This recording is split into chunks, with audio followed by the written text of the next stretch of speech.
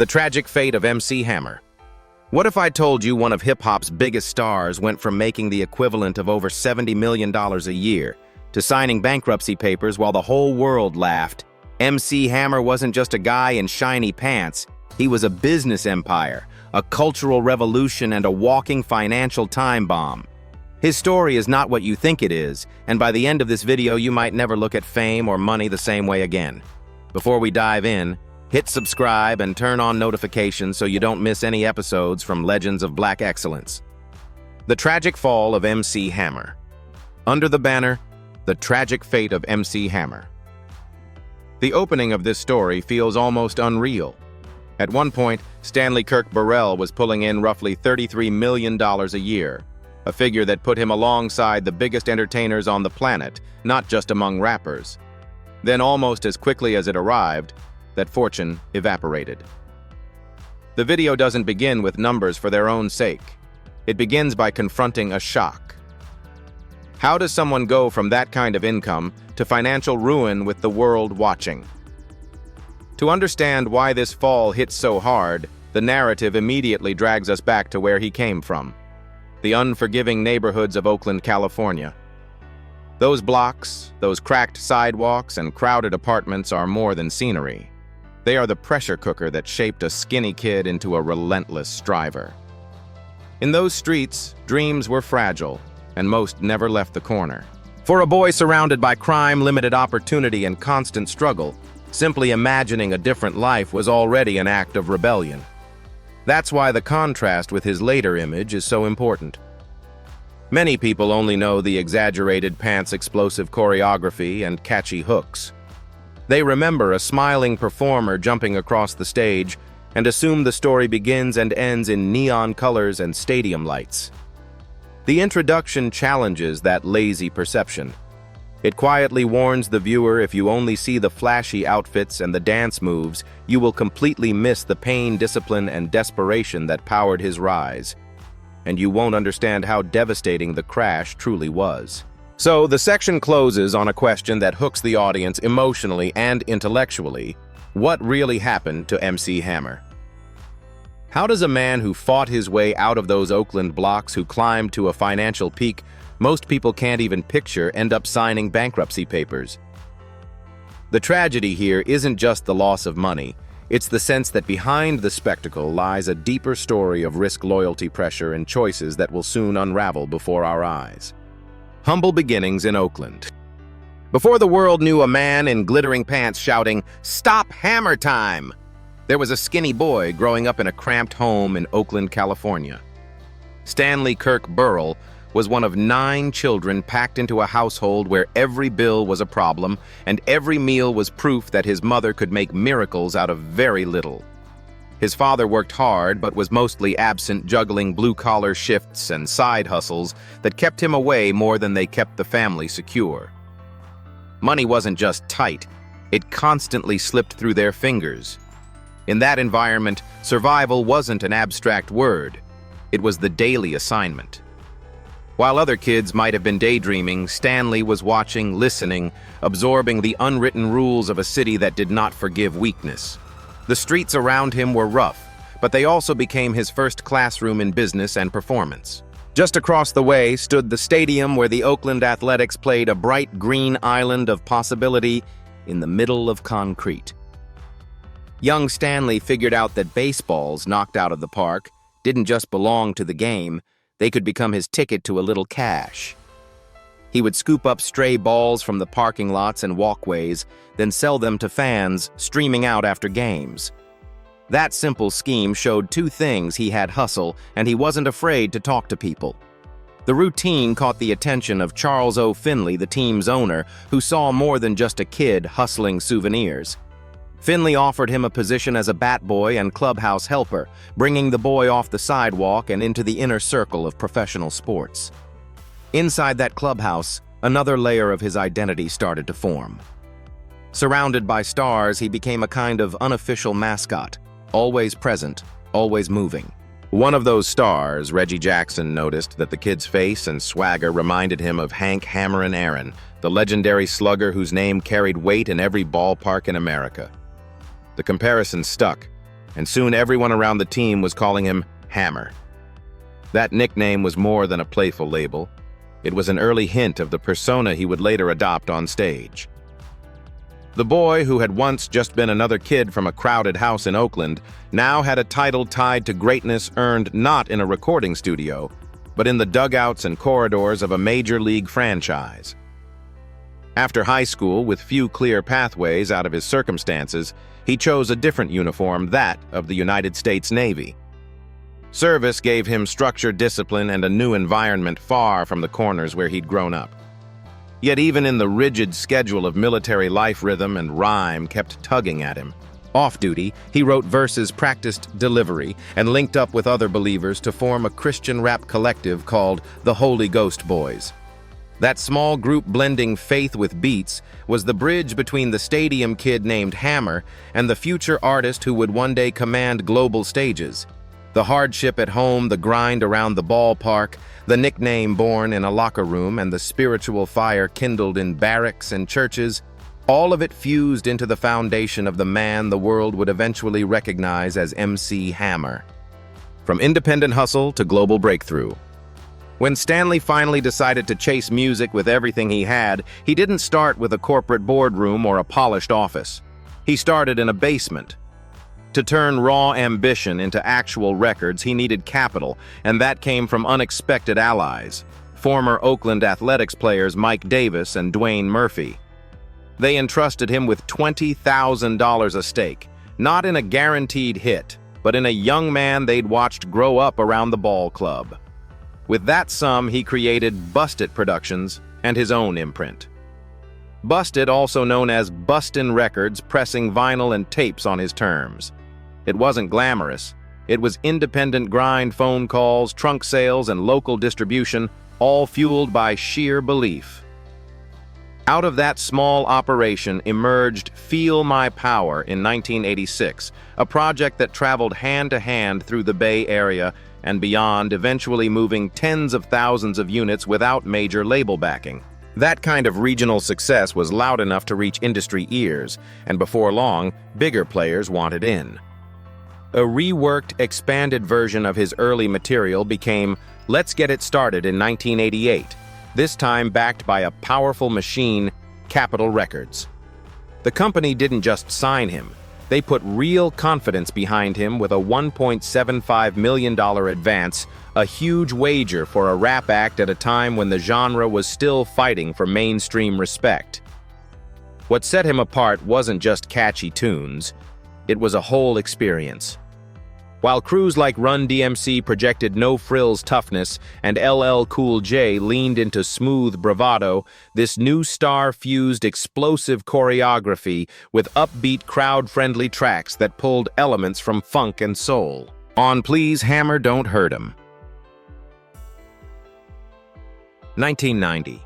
He built colossal anthems around familiar hooks. You Can't Touch This, riding the unforgettable riff from Rick James's Super Freak Pray, weaving in the joyful spirit of the Jackson 5, and other cuts echoing the flamboyant flair associated with Prince. That combination, dance-heavy performances, shiny stage outfits, and instantly recognizable samples, turned him into a global juggernaut and drove the album to diamond certification, selling around 18 million copies worldwide. Success quickly spilled far beyond the studio and concert stage. Toy giant Mattel produced dolls in his likeness, letting kids bring a miniature version of the superstar home. Saturday mornings, a cartoon series titled Hammerman beamed an animated version of his persona into living rooms, transforming him into a superhero figure for children who might never own a cassette tape. World tours filled arenas, awards piled up, and his image was everywhere from posters on bedroom walls to television screens across continents. That period was the true ignition of his explosion. A local hustler turned label owner, then major label phenomenon, then full-blown pop culture icon whose presence stretched from record charts into toys, television, and the collective memory of an entire generation. Peak fame and growing industry backlash. At the height of his career, MC Hammer was no longer just a chart-topping act, he was a full-blown entertainment machine. That apex is crystallized in the era of Too Legit to Quit 1991, an album rolled out with almost cinematic ambition. The title track's music video felt less like a simple visual and more like a short film overloaded with spectacle choreography and star cameos. Familiar faces from television and music popped up on screen, including actor Jim Belushi and multi-hyphenate artist Queen Latifah, giving the project the feel of a cross-genre celebration. The message was clear: this wasn't a niche rapper hoping for airplay. This was an entertainer who owned the mainstream and had the Rolodex to prove it. Yet that same ubiquity created a backlash within the culture he had helped bring to the masses. As his songs dominated radio, television, and commercial tie-ins, a growing segment of the hip-hop audience started to see him as the embodiment of overly polished safe rap. In neighborhoods where lyrical grit, authenticity, and minimal compromise were badges of honor, his polished image and family-friendly stadium shows became easy targets. While regular listeners were copying his moves at parties, many self-identified purists whispered that he had gone too far into pop territory, that he had sacrificed edge for broader acceptance. At the very moment he reached the summit of visibility, certain corners of the genre's core base began to treat him as an outsider. That tension is captured perfectly in a now-famous studio anecdote involving Redman and Method Man. During the recording of a track, Method Man casually commented that he liked Hammer calling him cool. Redman, on the other hand, dismissed him as corny. The engineer or producer overseeing the session reportedly offered to remove the disparaging remark from the record, assuming it might cause drama or come across as disrespectful. Instead of backing down, Redman insisted they leave it in, effectively turning that throwaway jab into a recorded snapshot of how some hardcore rappers viewed Hammer at the time. That brief exchange symbolized a wider sentiment. Respect for his success did not necessarily translate into artistic admiration within certain rap circles. However, not everyone from the streets shared that condescension. Fellow Oakland artist Too Short later spoke publicly about what many people outside the Bay Area didn't understand. While others saw bright outfits and elaborate dances and assumed softness, he reminded listeners that Hammer came from a real rough environment and had a reputation for standing his ground. Stories circulated about people underestimating him because of the spectacle, only to be surprised when confrontation turned serious. In Too Short's telling, the man behind the flashy image was not a pushover at all, but someone rooted in the same tough city soil as any so-called street rapper. At the pinnacle of fame, then MC Hammer lived in a strange dual reality, adored by millions of fans worldwide, yet often doubted, sometimes mocked by voices within the very culture he had helped carry into the spotlight. Lavish lifestyle, mansions, cars, jets, and horses. At the peak of his earning power, MC Hammer decided his home should be a monument to everything he'd overcome. He bought a vast piece of property in Fremont, California, perched high enough that he could literally look back toward the tough neighborhood where he'd grown up. Instead of simply moving into the existing residence, he tore it down and commissioned an enormous 40,000-square-foot complex. The estate wasn't designed as a normal house. It was a fantasy resort built for one man and his inner circle. From the moment visitors approached the hill, the message was unmistakable. A kid from Oakland had turned himself into royalty. The details of that compound bordered on surreal. At the entrance, ornate gates emblazoned with Hammer Time opened onto grounds lined with imported features. Inside, polished Italian marble-covered floors that had cost more than most homes. One swimming pool followed conventional lines, while another was shaped to resemble his signature baggy pants, turning a novelty fashion choice into literal architecture. Bathrooms featured tubs and fixtures plated in gold, while statues carved in his likeness stood as permanent reminders of the persona he'd created. It was as if every room was designed to shout his success back at him 24 hours a day. His taste for excess didn't stop with real estate. Hammer collected automobiles the way others might collect shoes, amassing between 17 and 20 high-end vehicles, ranging from sports models to luxury sedans and limousines. For the skies, he relied on a private jet, and at one point 2 helicopters, making sure he could travel above the traffic as easily as he'd once moved through crowded streets. On top of that, he poured millions into Oaktown Stable, his thoroughbred racing operation. Horses like Light, winner of the 1991 Kentucky Oaks and Dance Floor, which finished third in the 1992 Kentucky Derby, gave him a presence on yet another glamorous stage. This time, the world of elite horse racing. The most expensive part of his lifestyle, though, wasn't stone metal or machinery. It was people. Hammer kept a vast staff, around 200 workers, handling everything from property maintenance and security to day-to-day logistics. Each month, payroll alone reportedly hit roughly $500,000. Beyond employees, he maintained a large entourage made up of relatives, lifelong companions, and associates whom he took on the road. When he traveled, as many as 40 individuals might join him: dancers, assistants, friends who had known him since the lean years. He saw it as sharing his blessings, lifting others out of hardship.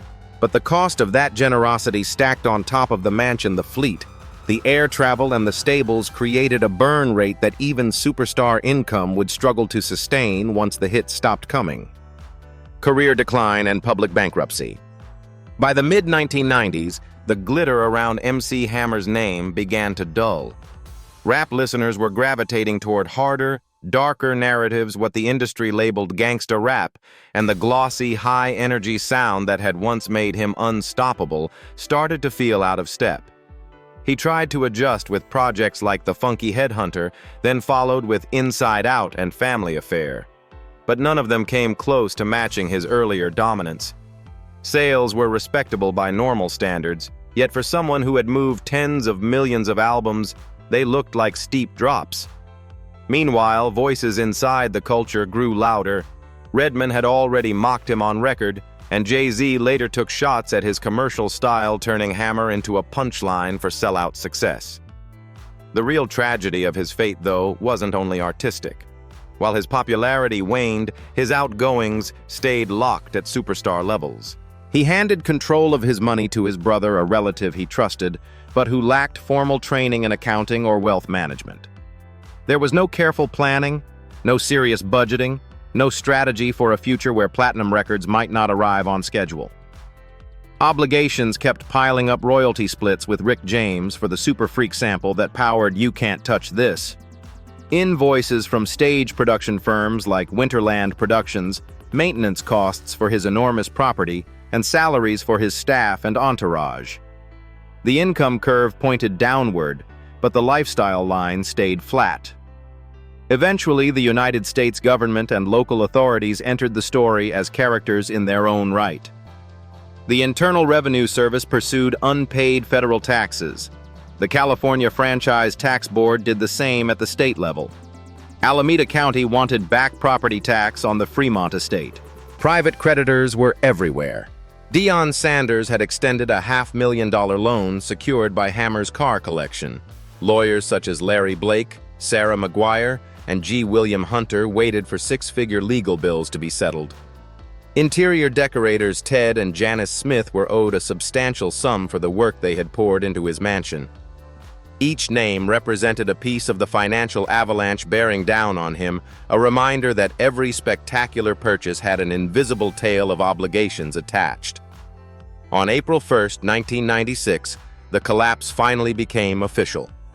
Hammer filed for Chapter 11 bankruptcy protection, revealing roughly $9.6 million in assets against debts exceeding $13 million, with more than 200 entities listed as creditors.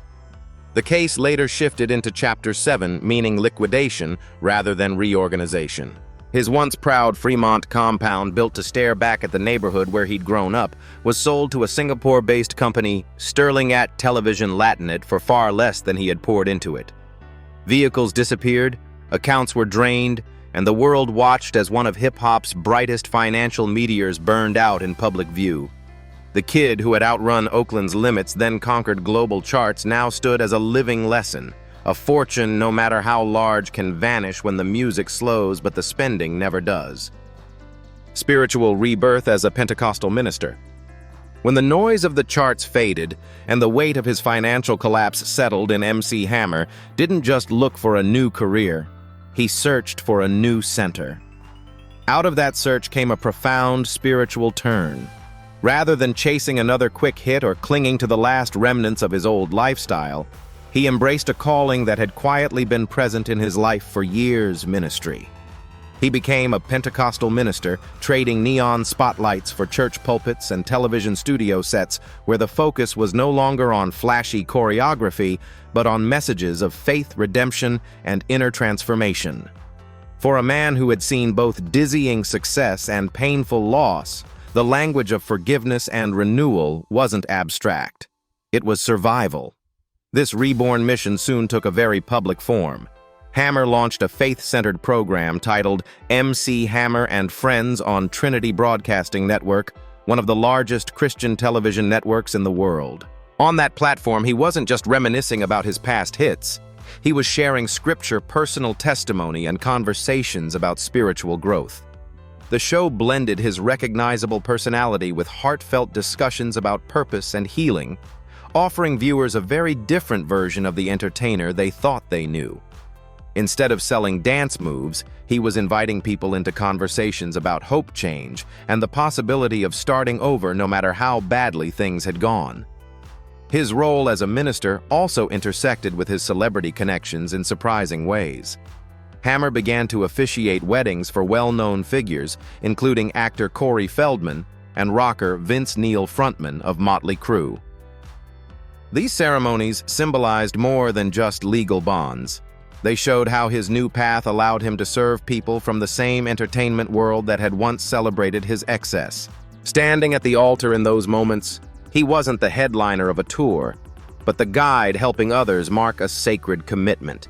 It was a quiet but powerful repositioning from center stage performer to spiritual facilitator, using his credibility and relationship with the public to point towards something beyond fame. Perhaps the most moving expression of his transformation, however, came away from red carpets and TV cameras. Hammer took his message into prisons and youth programs, stepping into spaces filled with people who knew struggle long before they knew opportunity. To incarcerated men and women, and to teenagers on the edge of dangerous choices, he spoke about second chances, about not letting past mistakes define the rest of their lives. Coming from someone who had risen, crashed, and rebuilt, those words carried weight. In these rooms, there were no gold gates or marble floors, just raw stories and honest conversations about starting again. This phase of his life reframed his legacy, not only as a pop rap pioneer and cautionary tale about money, but as a man determined to turn his own scars into fuel for giving others a reason to believe they could still rewrite their endings. Reinventing himself as a tech entrepreneur. If the ministry years showed MC Hammer rebuilding his inner life, his next chapter proved his business instincts were still very much alive. Away from the glare of stadium lights, he immersed himself in the emerging ecosystem of Northern California's tech scene. Instead of being the brand on the billboard, he wanted to stand behind the platforms people would use every day. Out of that ambition came DanceJam.com, a website dedicated to dance battles, tutorials, and user-uploaded clips. As co-founder and chief strategy officer, he drew on his performance background to shape the product. He understood how dancers think, how fans share, how communities grow. What looked to some like a novelty site was in his mind an early attempt to build a social network around movement long before short-form dance content took over the internet. DanceJam.com was only the beginning. Hammer began placing early bets on promising ventures at a time when many traditional entertainers had no interest in startups. He put money into Twitter, now X, long before it became a global town square. He backed Square as it was redefining how small merchants accept payments.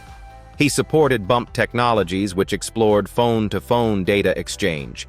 And he believed in Flipboard, an app that transformed news into a magazine-like reading experience. His involvement went beyond writing checks. With Pandora, for example, he served as an advisor to the founder, bringing a performer's perspective to conversations about music discovery and streaming. The kid who once sold baseballs outside a stadium was now offering guidance on how songs could travel digitally to millions of listeners. At the same time, he wasn't content to limit his entrepreneurial energy to code and user interfaces. Hammer launched Alchemist Management, a firm designed to represent mixed martial arts competitors in a rapidly expanding combat sports market. Among the athletes on its roster was Nate Marquardt, a seasoned fighter whose career navigated several major promotions. Through this company, Hammer blended negotiation branding and long-term planning for people whose livelihoods depended on grueling training camps and high-stakes bouts. Parallel to that, he explored the information space with a search engine project called WireDo, which aimed to offer deep search by connecting related concepts rather than just matching keywords. Though WireDo never broke through to mainstream adoption, the effort underscored his willingness to experiment outside his comfort zone. His contributions to the digital marketing world didn't go unnoticed. Hammer became a familiar presence at events like Gravity Summit, where his savvy use of online platforms earned recognition and awards for social media innovation. Rather than treating networks like Twitter as mere vanity channels, he leveraged them as tools for direct conversation promotion and deal-making. Eventually, his role in the finance side of innovation deepened when he joined Swan and Legend Venture Partners as a limited partner, helping fund the next wave of founders. In this stage, he completed a striking transformation from pop rap superstar to a figure moving capital advice and attention through the arteries of Silicon Valley, quietly shaping parts of the tech landscape that would influence how millions of people communicate, pay, watch, and listen. Later music TV appearances and performances. After the financial implosion, many assumed MC Hammer's artistic life was finished, but he quietly kept recording using new projects to redefine what music meant for him. One of the most revealing efforts was Family Affair, a gospel double album that leaned fully into his long-standing spiritual side.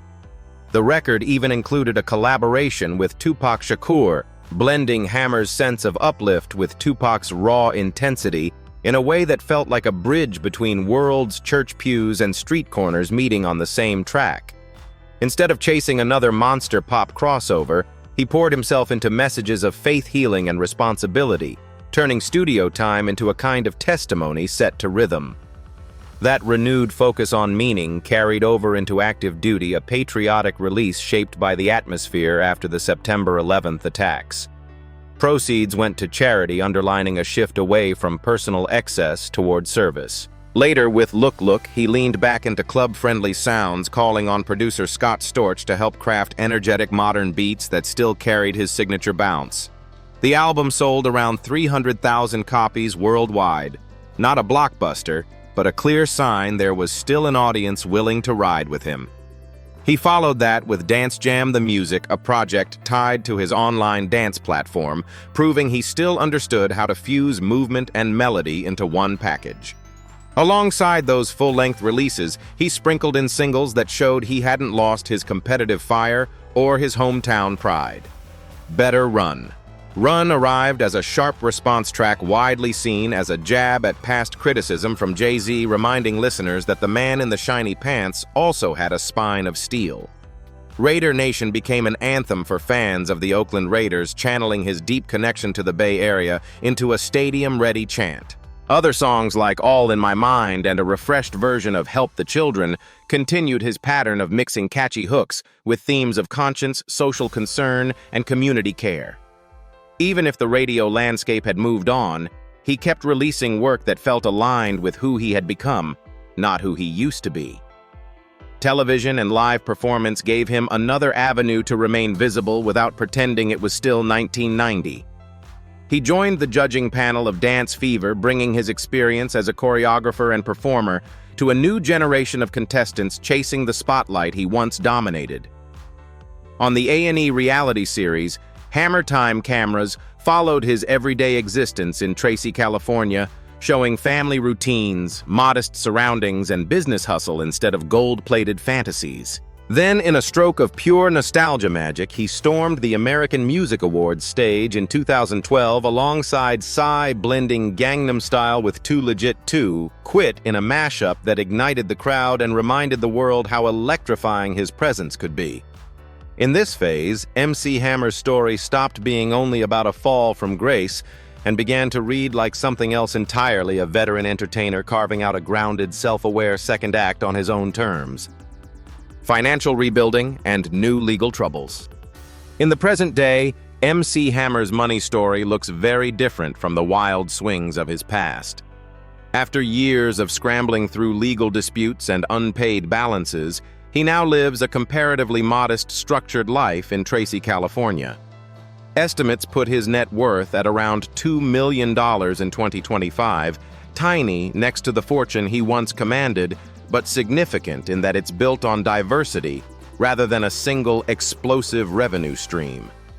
Royalties from millions of records, sold performance fees, consulting work in technology, and various business arrangements combine to create a steadier, more predictable income.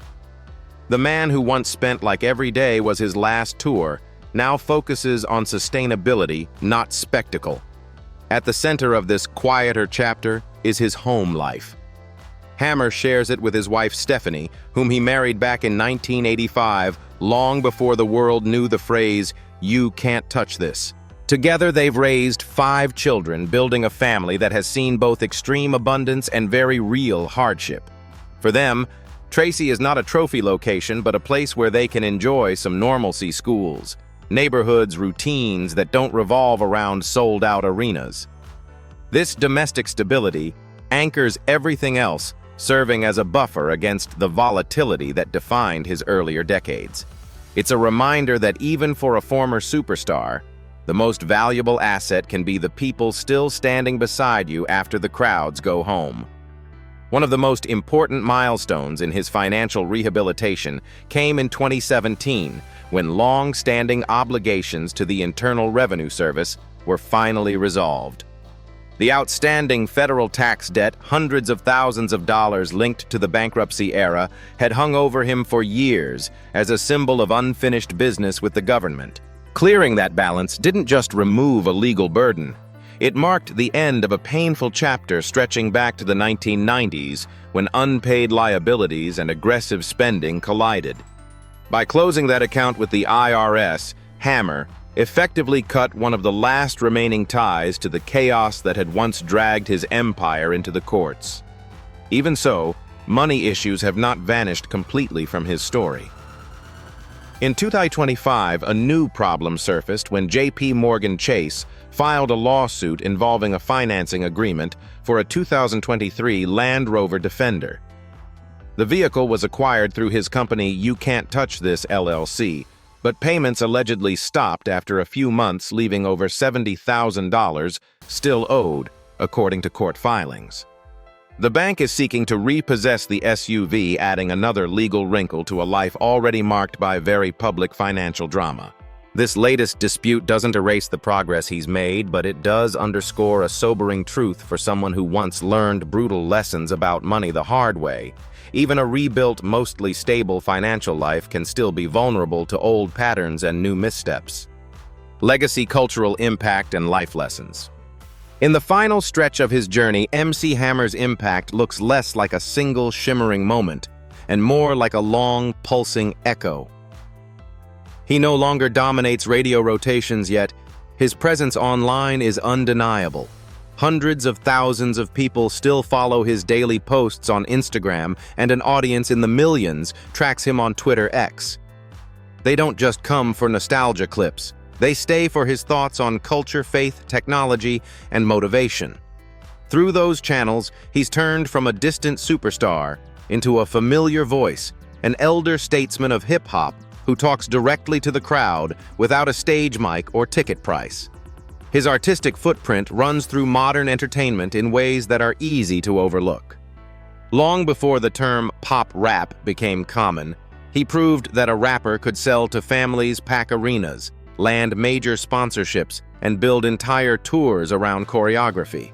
That template cleared space for performers like Will Smith, who followed with their own polished, crossover-friendly catalogs. Across the world, Psy would later ride a similar fusion of infectious dance and catchy hooks to global fame, with Gangnam Style a path he has openly linked to watching Hammer blend movement and melody into a universal language. Even in the archives, his story refuses to stay still. Unearthed recordings tied to Death Row Records keep hinting that pieces of his catalog and collaborations have yet to be fully explored. In recent years, Hammer has also used his platforms to comment on the future of sound itself, pointing to deals between Universal Music and AI outfits, such as Stability AI and Udio. He stands at an odd but fascinating intersection, a pioneer of physical-era megasales, now weighing in on synthetic voices, algorithmic composition, and digital rights. And through all the shifts from cassette tapes to streaming to artificial intelligence, his closing message is disarmingly simple. He talks about affection that doesn't vanish when fortunes change, about not placing currency above conscience, and about holding tightly to who you are even when the world forgets your name. For him, the real catastrophe isn't losing wealth, it's losing yourself. So when we talk about the tragic fate of MC Hammer, what are we really judging, his financial collapse or the courage it took to rebuild his life in public again and again? He turned a street hustle into a global empire, lost almost everything, then found purpose in ministry technology and mentorship, while still shaping culture from the sidelines. Is that a cautionary tale or a blueprint for resilience in a system that eats its own? Let me know what you think in the comments, because here on Legends of Black Excellence, the conversation never stops.